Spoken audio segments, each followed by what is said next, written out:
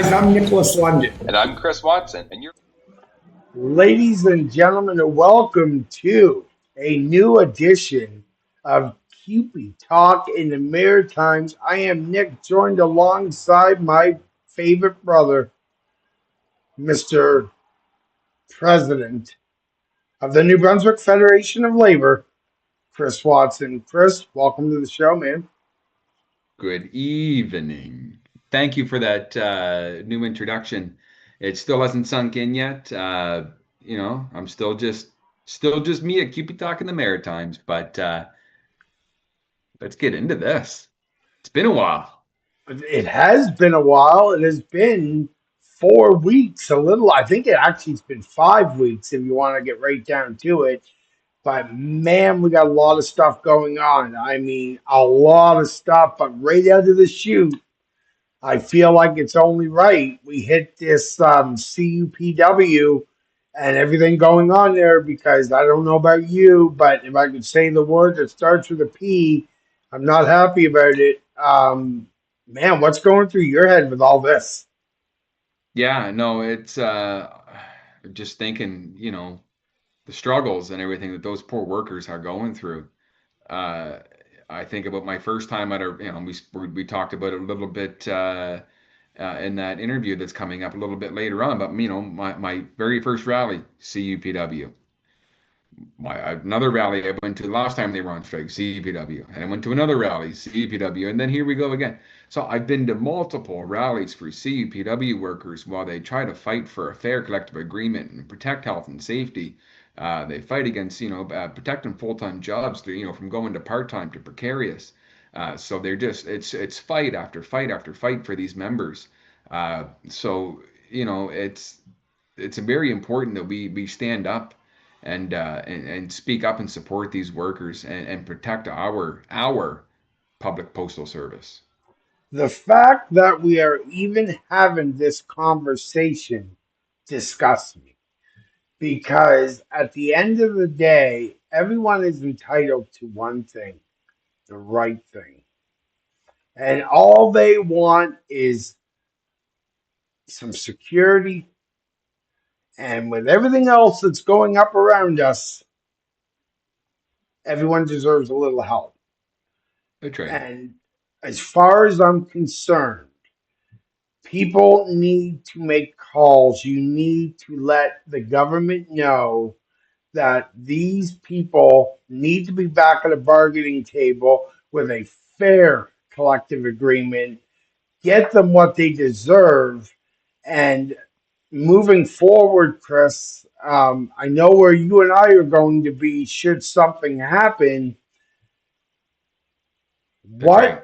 does that look like to you? Like, are you feeling the same thing I am in the pit of your gut? Like, we are not going to get this rectified beforehand. What do you think is the is going to happen here? Well, can't predict a whole lot. I mean, it's one of those things. We kind of wait and see. We know that the union asked for binding arbitration, and the employer said no. So, CEPW is doing everything in their power to try to rectify the situation and try to get a fair collective agreement. But one of the things we can do is if you go to websites, we did it at the thing, CUPW.ca. There's a campaign called Hands Off My Post Office, where you can sign on to a letter. You just, you click it, click the link, take action, sign it up, and it goes to your MP. And there's signs and stuff there. So again, even if you go to Google and just type in "hands off my post office," it'll take you right to the link. But going doing stuff like that to support these workers is very important. Yeah, we can't make you guys do it, but I'm telling you, you're doing it for all the right reasons. And I know I've done it, and I will continue to show my support, solidarity. Everything that I am is with CPW right now. And Chris and I, we're very fortunate because we have Can you see a that? Nope. platform. Hands off There it my is. post office. That's right. And we have a platform, and you can bet your bottom dollar that we're going to keep talking about this because we know what is right, and CPW deserves respect, and they are amazing people. And I know this because I sit on the board with a few of them, and they are wonderful human beings, and they work hard, and they're not asking for a lot. So here's an idea. Maybe the government needs to get back to the table so we can get this fixed and get everyone happy and healthy and enjoying their day-to-day activities. Absolutely. And one more thing a government needs to stop doing is using bills and legislation like Bill 107 in the Canada Labor Code and legislating workers back to work. How about we just fix the issue, stay at the bargaining tables, hammer the deal out, and get this, get it done. But legislating members back to work by using legislation, absolutely wrong. And the government should have been shamed for that.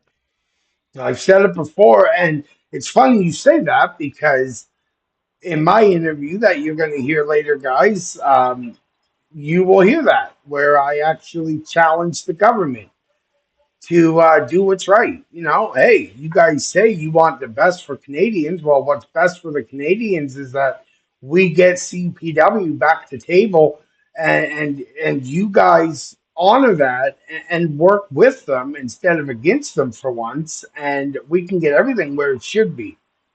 Wouldn't hurt to try, but I challenge the government to do that because I think it's important, and I will not take that back. So, but you mentioned bills, and it would only be fitting that we would talk about Bill 17, the most outrageous bill I had ever heard of, and the amazing things a legislative pen can do, but the work of the labor movement and activists and strong-willed people can make a difference, and they did, Chris. Bill 17 is no more. Tell me that wasn't a victory for you on that day. You know what? That was a huge victory for me. And some people might know it as Bill 12 as well. Bill 12 was the bill to abolish the Bill 17.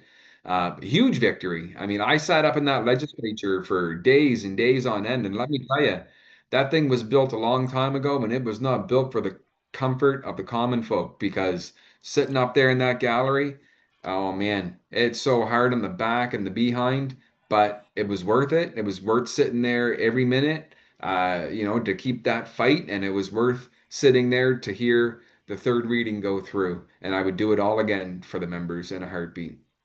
It was a great day. It was a great day to be an activist. It was a great day to be that person who read it, listened to it, overheard it to a group of friends. It was just a great day for everybody here in the province of New Brunswick when a bill that should never have been written to begin with was no more.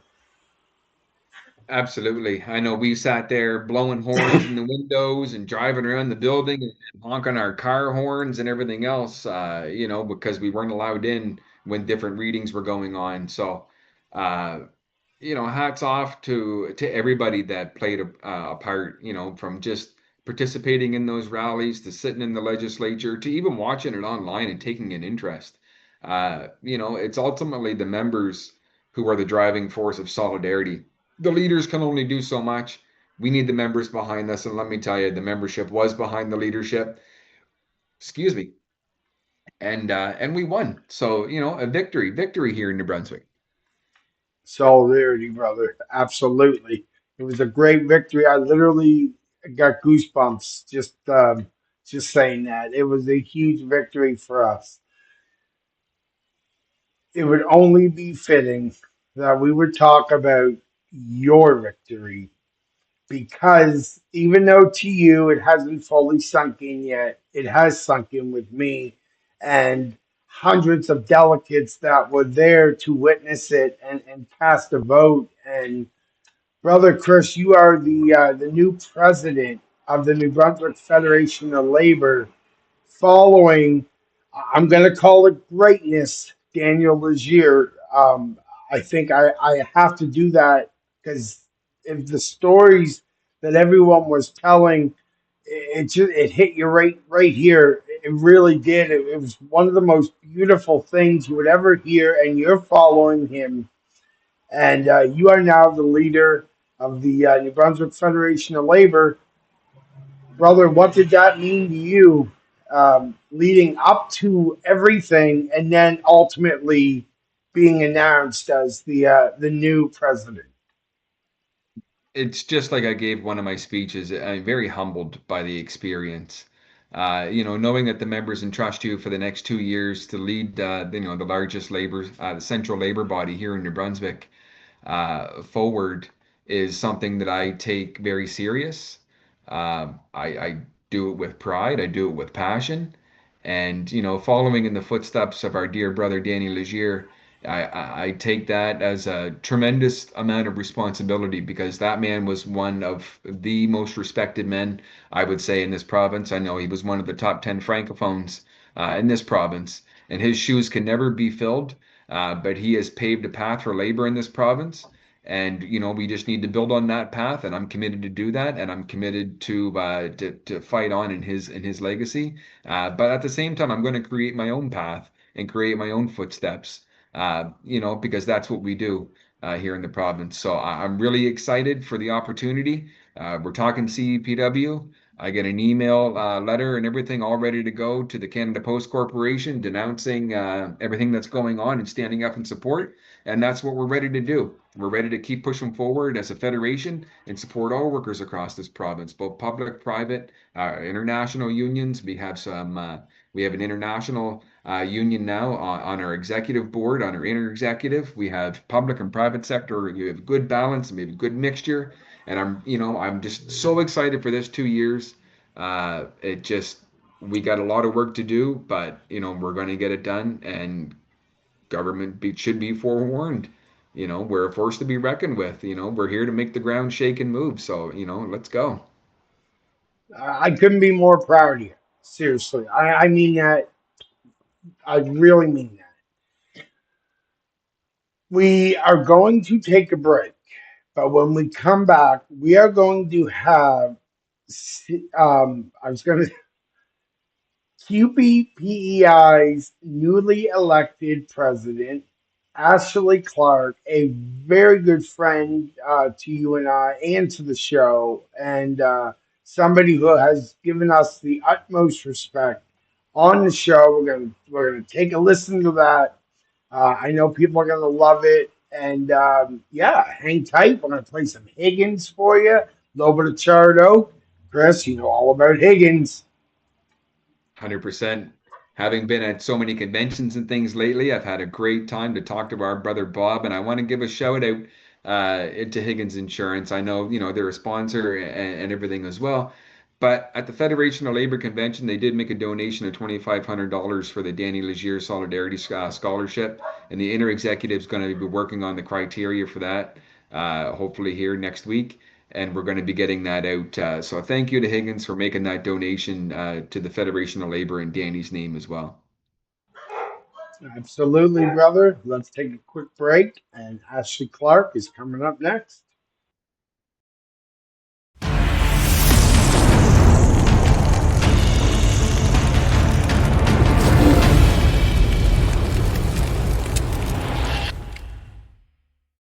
Hey Chris, Nick, what's going on? Hey, Whoa, oh, hey, sorry. what's with the saw? I'm here to help remove the tree, What tree? the big tree that fell in the house. That's the tree that I talked about on CUPE Talk in the Maritimes? Yeah, I called the boys, man. They're coming over to help me.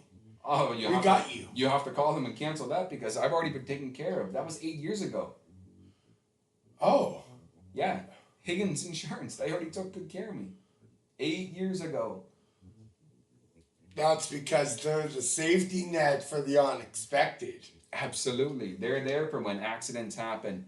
Call 506-849-7800, Pettingill Road, Quispam Sis. Higgins Insurance. They got you covered.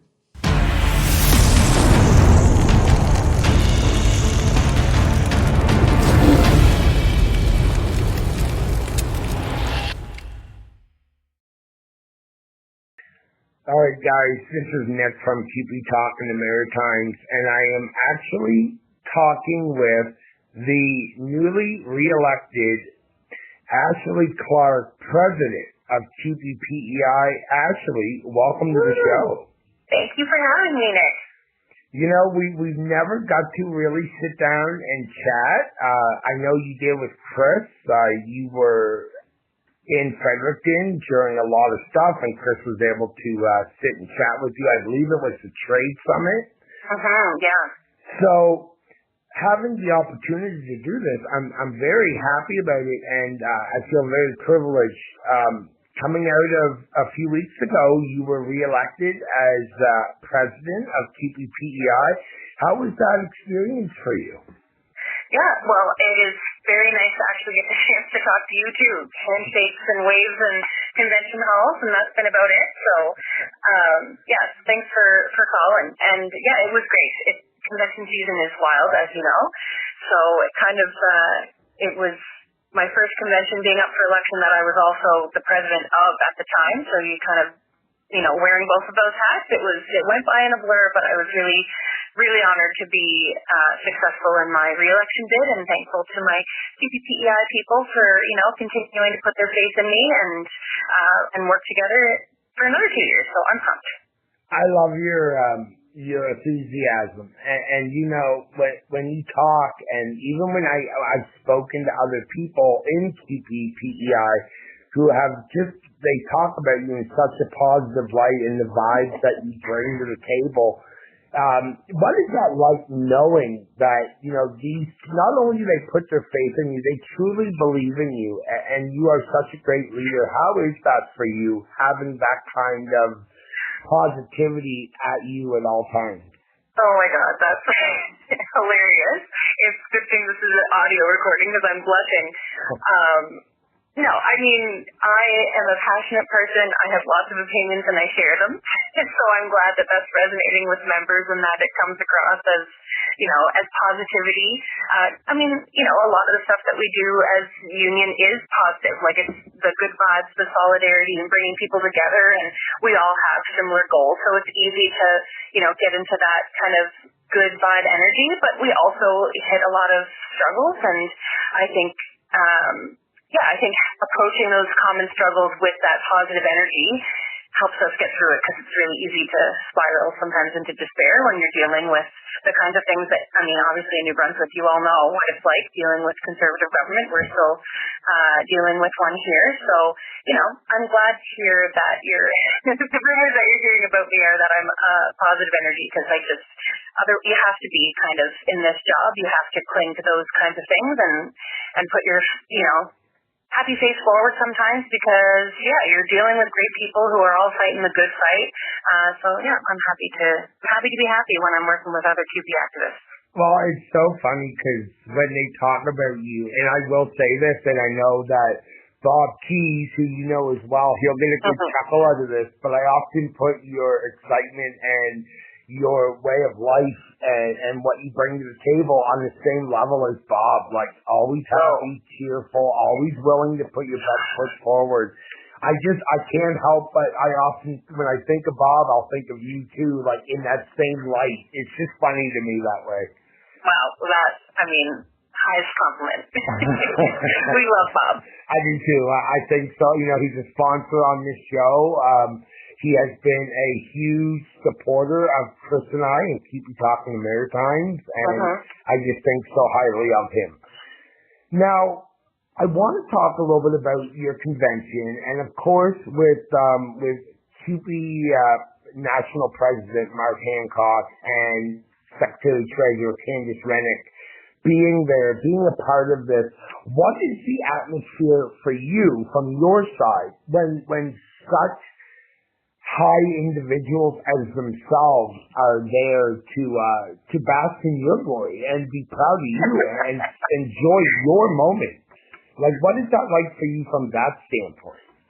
Well, we love hosting the national officers on the island. Like, we're literally East Coast, and Mark's coming all the way from the West Coast, and Candace is, crisscrossing the country all the time, so it's not always easy to get to the island. So when they are able to come, we really appreciate that opportunity and love showing off our convention and connecting them with the kind of smaller region that, as you know, we've got so many different divisions across the country. So, yeah, we love having them. We love that they make the effort to come. So having them at our convention this year, Candace was there for the first day, and Mark was able to come at the end. His son was graduating from university, and he literally flew overnight, landed at lunchtime, and came direct to our convention to give our concluding remarks and swear in the new executive. So, we appreciate that the national officers make that effort to come and speak with our delegates and hear firsthand what's going on in our region, because we're small but mighty, and it's a good chance for us to catch their ear, and it's a very kind of intimate setting. We've got 100 delegates in the room. And, if you want to chat with them, you get that opportunity, whereas at national conventions, 3,000 people in the room, it's less. So, yeah, it's awesome. It's great to have them there. It's great to feel seen by our national union and feel supported, because we know that we are with all of the campaigns and the funding and those kinds of things, but to have the personal touch, we love that.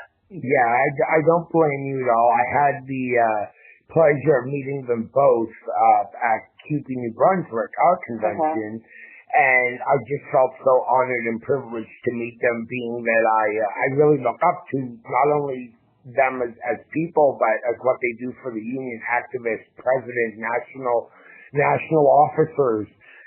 So to meet them personally and chat with them, it's a real eye-opener, and it brings more joy, excitement into the future, and wanting to be a bigger activist and stand up for everything that is right here. Exactly.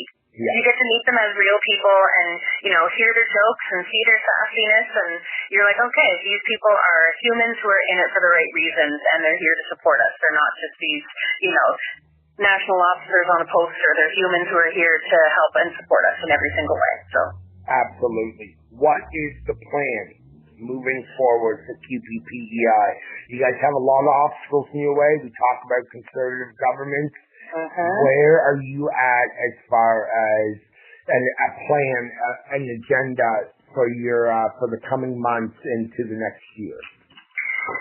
Yeah, it's ongoing. It's some of the classic things, and we know that we'll always hit, new obstacles as things change. But for us, the key things we're going to continue working on are, political action. We have by-elections that are coming up.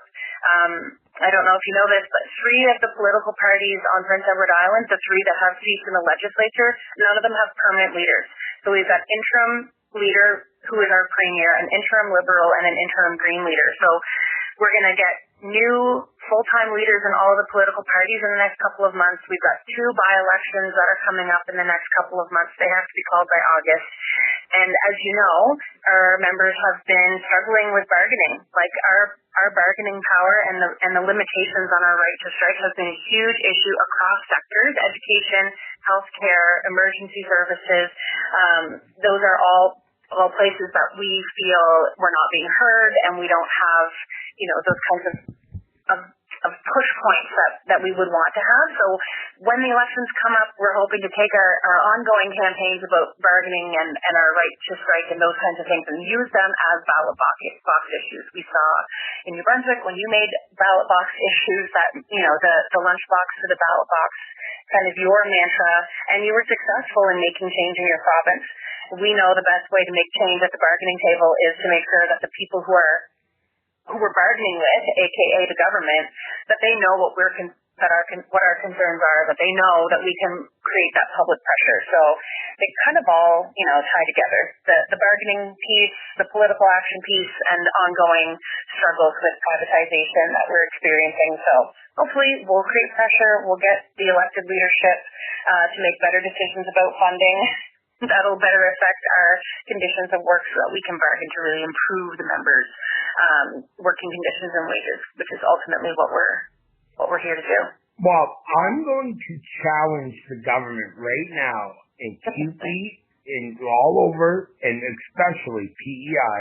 I am challenging that government, for a government who says, well, we just want what's best for the workers. We're not anti-union, we're pro-union. Well, if you're pro-union, show it by allowing people when things aren't right that they too can take a stand and have a strike and fight for what's right. Because if you're doing what's right, then you shouldn't have any problem if that is what needs to happen to get it fixed. So Exactly. just saying, I'll leave that here and let the people listen to that, and hopefully somebody within the government will hear that. And, you know, it's a challenge that I think should be accepted all over the country by every government, because everywhere you turn, you know, we're constantly fighting, and we're not fighting for anything that is wrong, disrespectful. We fight for everything that is right, and we respect our workers, and we respect workers across Canada. Exactly. Well, you know, at our convention, we had a rally. We walked from the convention hall down to the government offices. The legislature had closed, so they should have all been back in their offices, you know, back to work. And that was the message that we brought to them, was like, listen, we're here. We're your constituents. We're the people who vote for you. That's right. You need to take care of us. Why wouldn't you want to take care of us? Like, you take care of us because that's your job. Like, come to the bargaining table, come to the conversation in a truly participatory, meaningful way, and we will give you the solutions that you need. Like, we want the government to succeed. Like, that is it. We want the government to do a good job, because when they're doing a good job, we benefit. So it doesn't have to be adversarial. It really can be collaborative and cooperative. That's all we want. And we'll just keep saying that until they listen to us. And at the end of the day, when they do what they're supposed to and everything is working right, then they're going to get reelected. And that's how it should be. But right. The fact that they're not tells me it's time to go to that ballot box, and it is time to make a change for the better, a change for the people in Prince Edward Island and CUPE members all across Prince Edward Island, because you guys deserve better. You guys deserve respect and dignity, and I certainly hope you find it. 100%. Thank you. You're very welcome. Now, I do just really quickly want to touch on your team. Your team moving forward. How excited are you that your team is together? You've got a good team. How much better does that make things for you as president when you've got the right people in place? Oh, like, I'm so lucky to have the people that I've been working with on the CUPE board for the last 2 years, and we've had a couple of changes moving forward for the next 2 years, but a lot of the same faces, and even the new folks that, you know, I'm familiar with, so we have those working relationships already. Yeah, we're a good team, and we're gonna have our first meetings in July. As a new board, you know, we're already going to be emailing and and starting some of the background work. But yeah, it's a whole other experience when you have a good team that has a good heart and, you know, their head on their shoulders and willing to work hard. Which that's my board. So I'm pumped to work with them and set our priorities, like you just mentioned, to the national officers. We already know our funding for the year. We know what the strategic directions are. We've got all of those pieces, so now it'll be like taking this really awesome group of people and saying, what do we want to do moving forward? This is what we've done. What are our successes? How can we build on them? Where are our gaps? How can we kind of address those? And I think we have the right team of people to do that moving forward. Unbelievable. Yeah, it's a really cool mix of like experience and institutional knowledge, and then some people who have been active in the union, like, you know, their faces from different events, from educationals, from conventions, from conferences, that are now stepping up and taking that leadership role.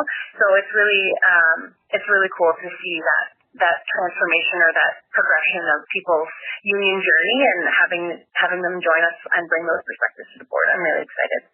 I love that. And how are things? Have you had conversations with Iris Lloyd, our new CUPE New Brunswick president? But of course, yes. Yeah, no, I had a phone call with Iris. Well, I was there for her election, so that was exciting. And then we had a quick, you know, little Zoom call, chit chat about some of the things that we're working on, and, you know, some of the strategies that have worked for us in the region. And what to expect with the National Executive Board from a maritime perspective and those kinds of things. So I really enjoyed the chance to chat with her.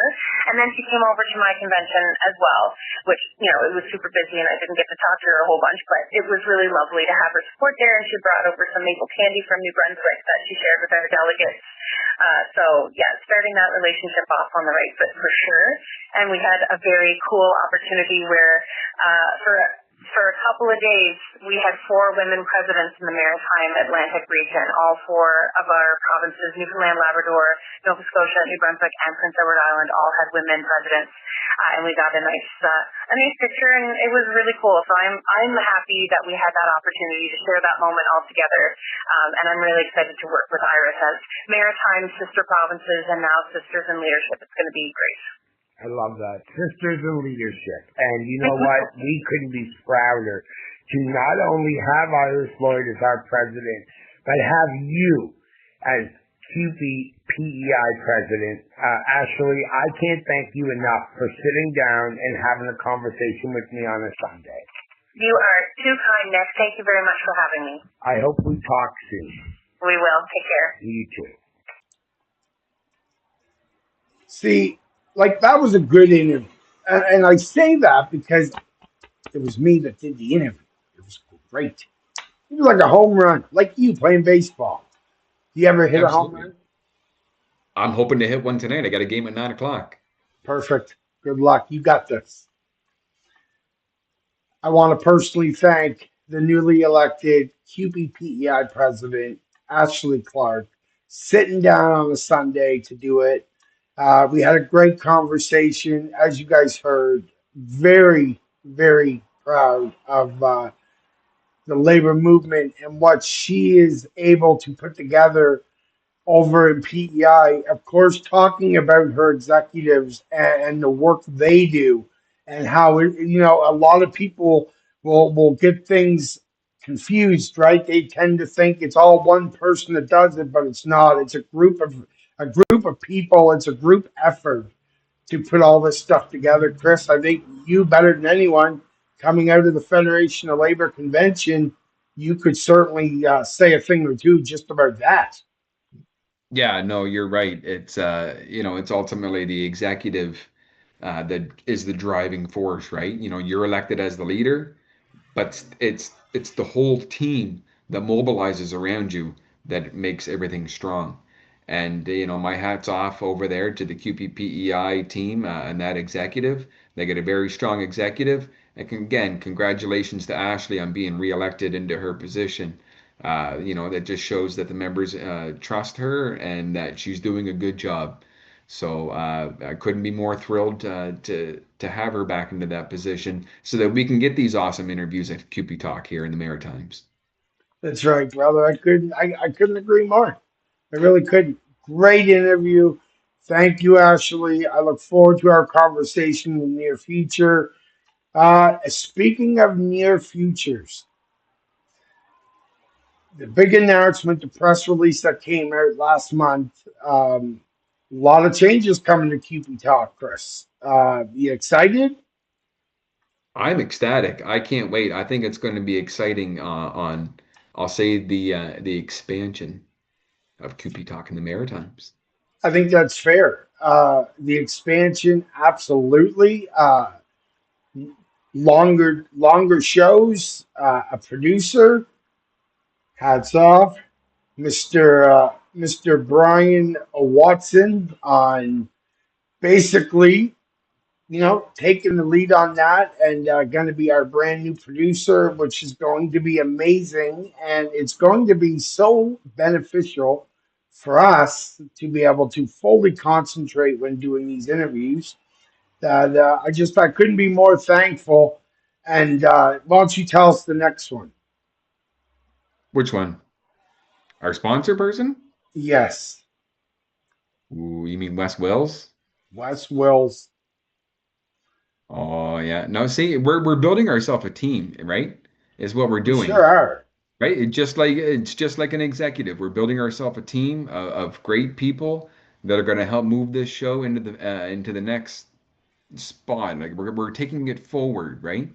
It's neat how we took something, ran with it, and now it's growing. So, like Nick said, we're going to have different segments on there. We're going to have lots more conversation on different things, lots more interviews. This is basically like your one-stop shop newsletter for all locals and for all I like communication, that. not only here in New Brunswick, but we're expanding outside. We're going to Prince Edward Island. We're here in New Brunswick. We're talking about nationals. We're going to be talking about coalitions. Like we are going to be talking everything to do with the labor movement, and it's going to be awesome. It's long overdue because there aren't a lot of shows like this out there. And between you and and I could be wrong, but I really do believe there's only a couple, max, maybe three, four. But like we are really trying to hit this. We are literally riding on all cylinders right now, and everything is connecting. While welcoming Brian Watson, Wesley Wills, we're going to be giving a entirely new platform, and of course, my meeting with Bob Keys the other day on a longer sponsorship deal, and of course, Chart Oak Designs.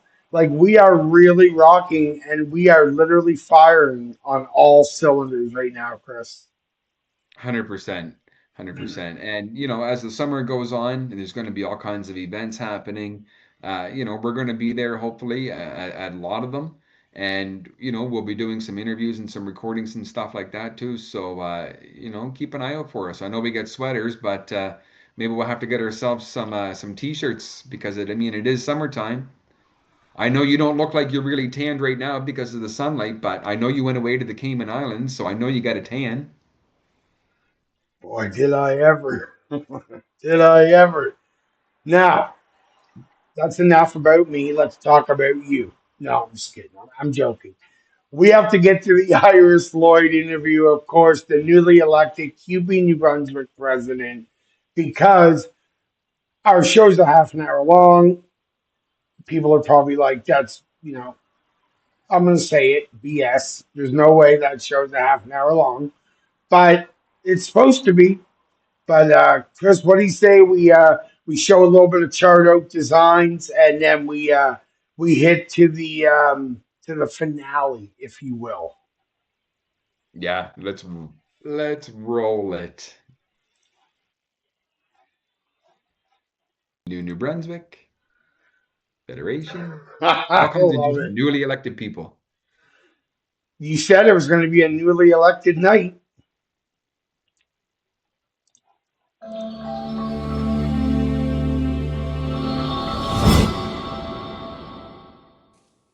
Hey Nick, what's Hey, going man. on? Just ordered one of those elbows up Canada signs. Don't even worry about it. Here, you can have mine. Hey, you already got one. I did. Here, That's cool. Thanks. I can get another No, one. Hey, no. no. Hey, Thanks. there's a great local business right here in St. John, New Brunswick that I can get them at. Chart Oak Design. Find them on Facebook. Personalized gifts. They make just about anything. Anything? Absolutely. Send them an email, info@chartout.ca, or you can give them a call, 506-343-0454. And remember, it's extremely important to support local businesses. This is awesome. Thank you. No problem. Enjoy.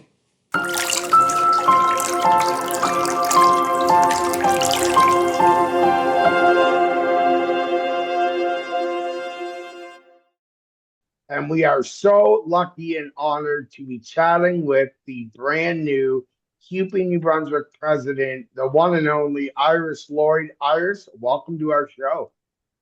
Thanks, Nick and Chris. Thanks for having me on. There is so much to talk about and so little time. And I know how busy you are. So I'm just going to get right to it with huge convention, obviously coming out, the new CUPE New Brunswick president. Big shoes to fill. You're always up for the challenge. What is going through your mind these days? Woo, thanks for the question, Nick. There's a lot going through my mind. I look at the locals that still have their contracts left yet to settle. We still got a few of those. So keeping close tabs with those locals to make sure they need any support from the division, that we're right there and willing to help them. Now we're kind of rolling into our summer events. So the division is getting ready to organize some of our own summer events along with the Labor Day events. We're going to be part of the Labor Day events in Moncton and in Dalhousie this year. We're going to take part, Nick, in some of the pride parades that are happening around the province: St. John, Bathurst, Fredericton, and Moncton. So we're going to get a bit around this summer and try to connect with our members, and like I said, hold community events in some of the areas that may not usually see the division president. So it's going to be a fun summer. Awesome. Now, thinking about Iris, I know you and I have kind of grown up in the labor movement here together, but just take us through a rundown of the activism and the different roles and responsibilities you've had over the years, because I know the list is quite extensive. I know if we were to spell it out, it would probably take up more than a page. So just give us a Oh, rundown of all the different things that you've done over the years. Thanks, Chris. This is actually a good conversation to have, because one of the things the division is going to be working on this year is how to mobilize and activate our young workers and really bring them into our unions. So this is actually a good conversation to have. I remember it was back in early 2010 when I met Chris. We were both young workers at that time, brand new to St. John High School. And the two of us kind of looked at each other that night at supper and said, "Hey, you want to go to our first union meeting together?" So that kind of hooked us right from the start, right? The two of us went there together. And that year, actually, that December, they were holding elections, and they kind of looked at Chris and I and said, "Would you guys be interested in sitting on the St. John District Labor Council?" And of course, Chris and I do not say no, right? We're active in our union. We want to know more. We knew we needed to know more, and we wanted to get ourselves educated. So Chris and I joined the St. John District Labor Council, and from there on, our activism really started. You saw Chris take, a different path than I took. Now as the president of the Federation of Labor, I am now the division president of CUPE New Brunswick, but it took us a long path to get there, right? We started early. We got active in our labor councils. We held our first ever young workers conference through the Federation of Labor. We got active and we really volunteered wherever we could to try to make a difference on behalf of the workers here in New Brunswick and learn as much as we can. I remember in those early days, Chris and I were like sponges, like we were learning the union way, but at the same time, trying to find a way for the young worker to be able to have a voice as well, and really learn how to grow from that, really to become leaders that we are today. So I've done a lot. I've done a lot of facilitating with Chris. We've attended a lot of the same courses together. We've done a lot of the same things together. We've done our first rallies together. So we've done quite a bit in the 13 years that we started. But it's easy for a young worker. Just go out, go to a meeting. Unions are looking for young workers now to become more active, now more than ever. There will be a place for you in your union, and it's just to go out and have fun with it and just go from there. Yeah, no, you're absolutely right. I think about now going down to support our CUPW siblings on the picket lines, and then they were legislated back to work. But with the potential strike again, I know that we'll be down there. But I remember that was one of our first rallies, and we were sitting there as newbies, right, as young workers, saying, "Hey, do you want to go down and go to this picket line before work?" And I remember going down to that picket line and being nervous as heck. But talking to the members on the picket line, they couldn't be more appreciative of us going out and supporting. So even though we were kind of out of our elements and everything at that time, like you said, just like sponges wanting to get more and more involved. So when we're talking about our young workers getting that push to get involved, absolutely go to a rally, go to information pickets, do whatever you need to do just to kind of get the feel for it, get out there and just do it. Yeah, I Yeah. remember the two of us looking at each other and we're like, okay, we're going to block traffic. let's block traffic. Nobody in, nobody out. And off we went. And it kind of just grew from there, really. It was fun. We learned a lot. We met new people, people with the same issues that we have that may work in different places. And, we got to realize how big the labor movement is. And really, it's like one big family. It doesn't matter what union you come from. We all support each other. That's I right. think it's really neat how you two have come full circle, being the leaders that you are now, talking 13 years ago, hey, let's go to our first rally. Hey, let's get involved. Let's do the St. John District Labor Council. And now, we have one who is leading the province for CUPE, and we have one who's leading the province with the Federation of Labor.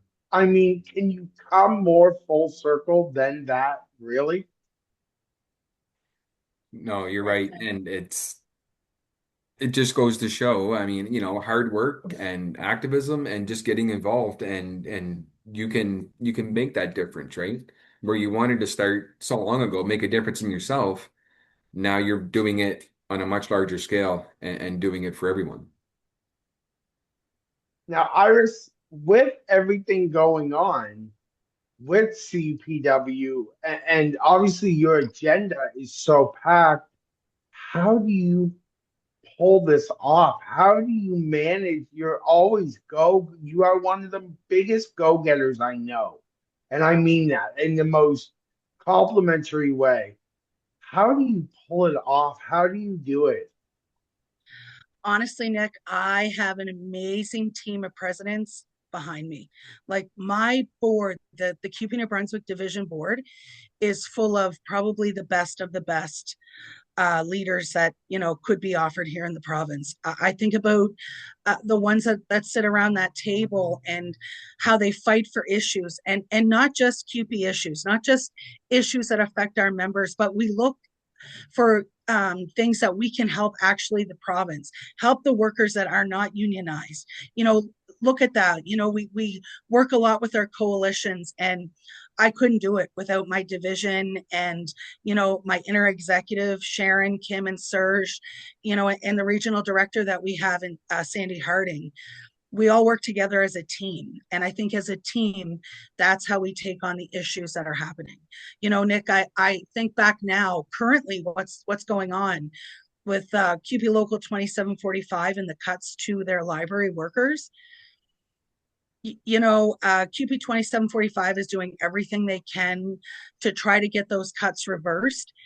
But an injury to one is an injury to all, Nick. So all 30,000 CUPE members are out there looking to support those CUPE 2745 members and those library workers that are now sitting at home thinking, do I have a job to go back to? And that affects all of us.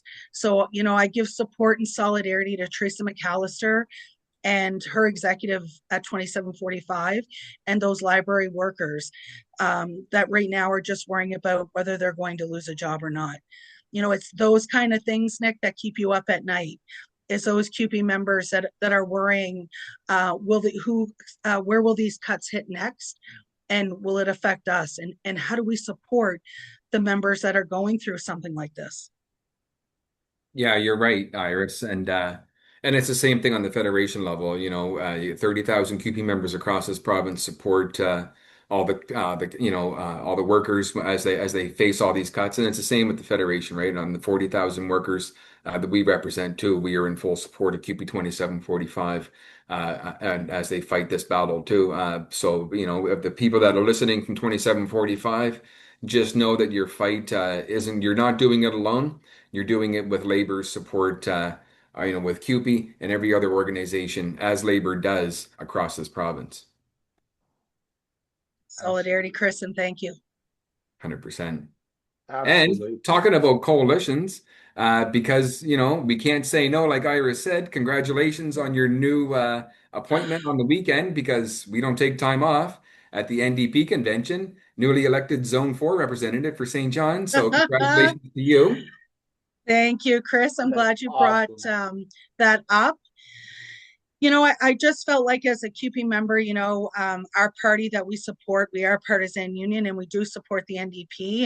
And I felt that as the leader, I needed to go out and show the NDP labor support and really try to get our members into volunteering for the NDP, doing what it's going to take.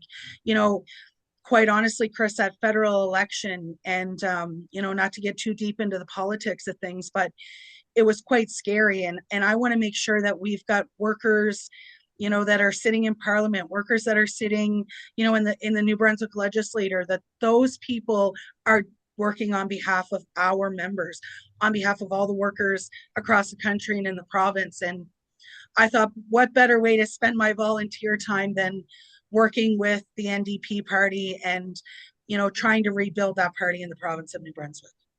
Yeah, you're right. And that's one of the things we always say. We need people to step up and to make change. And I'm proud of you for standing up, to be the leader of that change here in the St. John area. And, the Federation of Labor will be doing the same thing. I know Nick has expressed interest about running for provincial politics. He's looking at me like, what? No. But, you never know, Nick. There could be a day. Don't say no. Could be you. Well, I You'd won't be say good at it, no. Nick. I won't say no, but I'm super interested in what I'm doing right now. I'm going to tell you that right now. I love it very much. Um, One thing I want to say, Iris, because I feel like this has been such a glorious last few weeks, is Bill 17 is gone. Oof.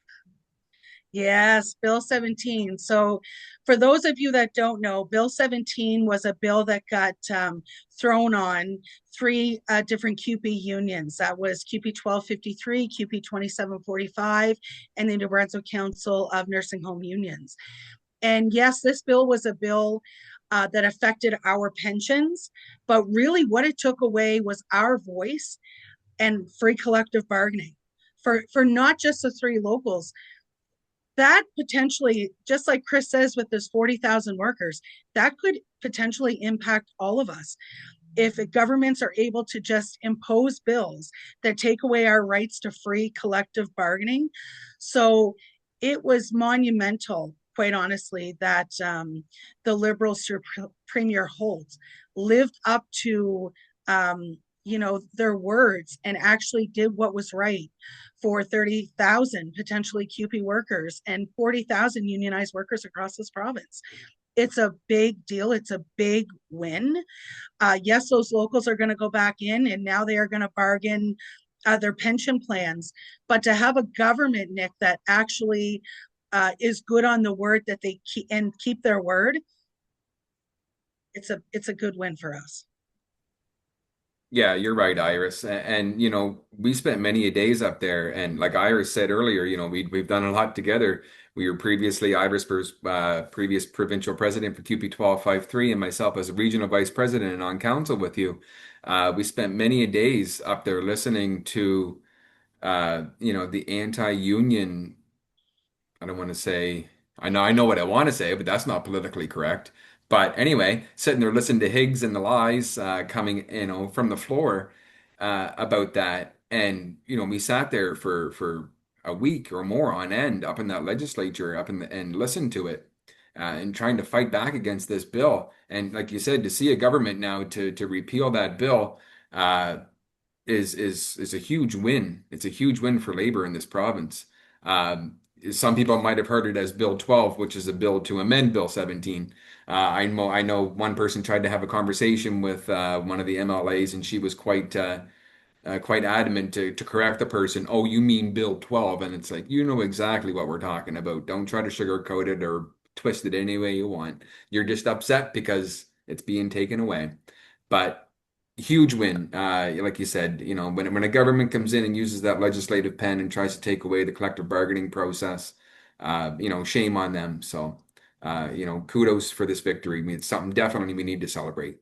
Yeah, thank you, Chris, for that. This it would easy to say that it was a Higgs era, because it was, but you and I were there at the legislature when it got finally got its third reading and it got repealed. And some of the things that were being said out of the Conservatives was quite insulting. Like the fact that they thought that the leaders of these three groups wouldn't have done their homework on pension plans and what it meant to their members, and that it really just shows us that those Conservatives that are still MLAs, that they really need to do their homework when it comes to these pension plans and what it means for CUPE members across this province. Because some of the things that they were saying was quite insulting. That that our members wouldn't know what was good, or that we would try to do something that would affect thousands of other people. That wasn't part of this at all. This was about free collective bargaining, and it's really sad that the Conservatives still have not seen it as what it is. No, that's right.